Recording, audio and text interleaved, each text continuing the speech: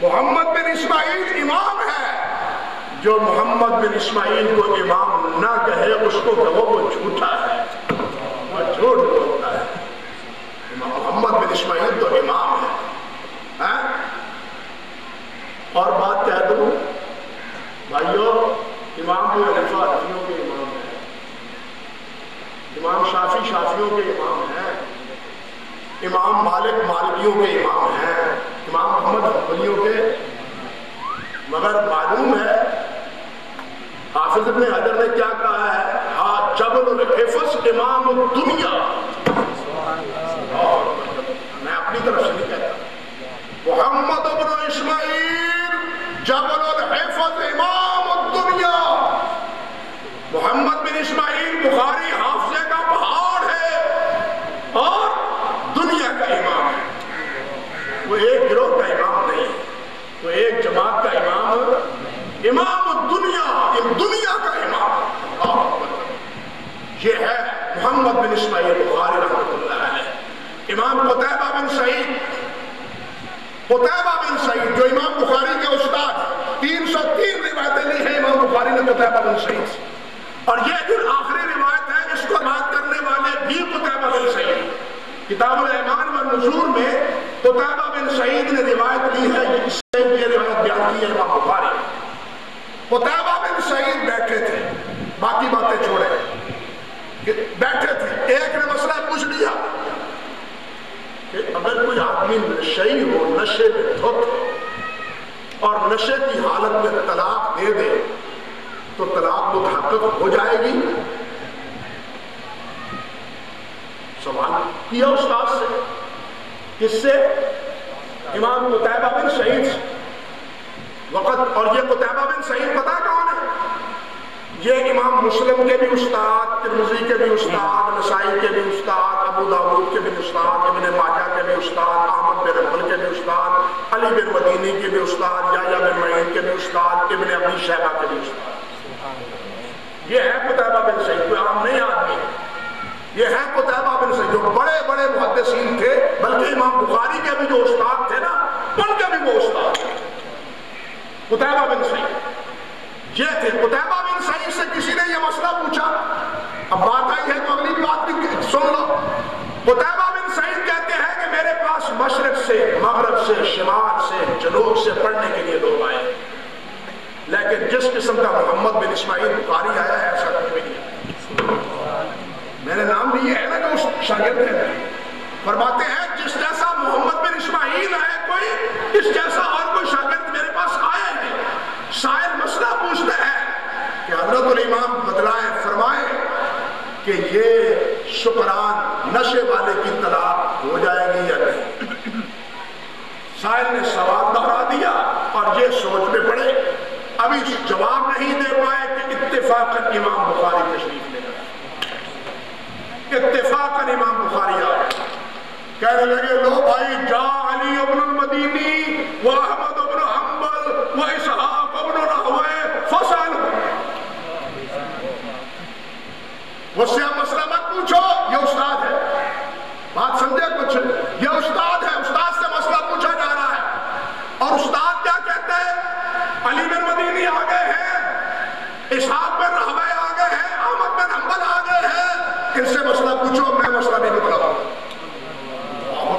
کیا مطلب کہ علی بن مدینی کے علم کے باعث، احمد بن حنبل کے علم کے باعث، اسحاق بن راہویہ کے علم کے باعث، اللہ اکبر، کیا بتلاؤں اسحاق بن راہویہ کیا تھے، علی بن مدینی کیا تھے، احمد بن حنبل کیا تھے، رحمہ اللہ کیا رسول، اللہ کی قسم ایک محدث میں ایک درس کی ضرورت ہے۔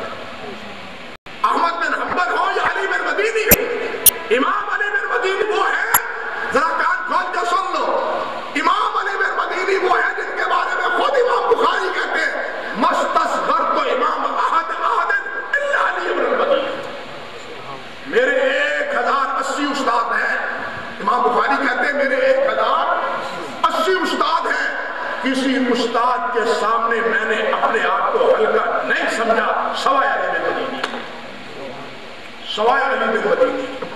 کسی نے کہہ دی یہ بات، علی بن مدینی سے کسی نے یہ بات کہہ دی کہ آپ کے بارے میں شیخ، آپ کے بارے میں آپ کے تلمیذ محمد بن اسماعیل بخاری یہ کہتے ہیں، فرمانے لگے دا قولہ فإنہ لم یرى مثلہ، چھوڑو بخاری کی بات، بخاری جیسا کس نے دیکھا ہے؟ کسی آنکھ نے دیکھا ہی نہیں۔ بخاری جیسا کون ہے؟ یہ کس کا تبصرہ ہے؟ علی بن مدینی کا، اور وہ تبصرہ ہے امام بخاری کا علی بن مدینی کے بارے میں۔ اب اندازہ کیجئے جو استاد کہتا ہے کہ علی بن مدینی آ گئے، بات سمجھے جا، علی بن مدینی آ گئے، اسحاق بن راہویہ آ گئے، احمد بن حنبل آ گئے، اس سے مشتبہ امام اسحاق بن راہویہ رحمۃ اللہ علیہ، یہ وہ تھے جو اپنی مسلم کو زبانی لکھواتے تھے، زبانی۔ امام مسلم، امام اسحاق بن راہویہ زبانی لکھواتے تھے۔ ابن ابی شیبہ رحمۃ اللہ علیہ مصنف ہے نا، اس کی ان کی چھپی 16 جلدوں میں، بغداد میں آئے، بغداد میں بیٹھے حدیث لکھوانے کے لیے، تو بیٹھے حدثنا شریف فرقہ پوش، کہنے لگے وَأَنَا فِي بغداد، وَأَنَا فِي بغداد، میں بغداد میں بیٹھا ہوں اور مجھے خطرہ ہے کہ کہیں جو چیزیں میرے ذہن میں پختہ ہے سامنے بیٹھنے والوں کے روح سے وہ ذہن سے نہیں کرتا۔ بغداد کا اتنا روح تھا وہاں کے علم مجالس کا، زبانی حدیث بیان کرنی چھوڑ دی، کتاب سامنے رکھ کے حدیث بیان شروع کرنی چھوڑ دی۔ اسحاق بن راہویہ رحمۃ اللہ علیہ زبانی حدیث لکھوایا کرتے تھے، اپنی پوری مسند حافظہ بھی رحمۃ اللہ علیہ نے سیر و علام النبلاء میں لکھا ہے۔ بلکہ اسحاق بن راہویہ وہ ہے، اللہ اکبر کبیرہ، ایک مجلس میں انہوں نے کہا حدیث میں یہ آتا ہے اور ان کا امام یہ کہتا ہے، حدیث میں یہ آتا ہے اور کوفے کا امام یہ کہتا ہے، اور اس کا یہ قول حدیث کے منافی ہے۔ مجلس میں بیٹھا ہوا کہنے لگا ہوش میں بات کرو، وہ بھی کوفے کا امام ہے، کہنے لگے لاؤ کتاب، شاگرد کو کہا میری کتاب نکالو، کتاب نکالو، اس کا ورق کتنا نکالو، ورق کی اتنی صدر گنو، صدر کی اتنے صدر کے اوپر یہ روایت کھڑی ہے، میں پڑھتا ہوں تو سنو۔ امام اسحاق بن راہویہ فرماتے ہیں مجلس میں کہ کچھ اللہ کے بندے بھی ایسے ہیں کہ جو 70,000 احادیث کو اپنی آنکھوں کے سامنے دیکھ رہے ہیں، کانہم جراؤ بے ایسے ہے کہ 70,000 حدیث آپ کی آنکھوں میں دیکھ رہے ہیں۔ آپ مسئلہ نہیں سمجھے کہ آنکھوں کے ساتھ دیکھنے کا کیا مطلب، آپ میں کو پختہ حافظ ہے، وہ نہیں اللہ کے پختہ حافظ ہوتے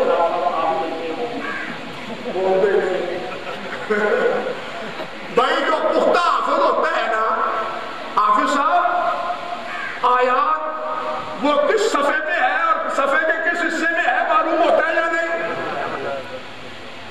آنکھیں تھوڑا سا بند کر لو، حافظ پتہ چل جاتا ہے کہ یہ کس صفحے پہ ہے، صفحے کے اوپر کے حصے میں ہے، صفحے کے نیچے کے حصے میں ہے، صفحے کے درمیان میں۔ آپ سمجھے کہ قرآن جس طرح حافظ کی آنکھوں کے سامنے ہوتا ہے، آنکھیں بند کرتا ہے تو قرآن اس کے سامنے ہوتا ہے۔ امام اسحاق بن راہویہ فرمانے لگے کچھ اللہ کے بندے ایسے ہیں جو 70,000 احادیث کو اپنی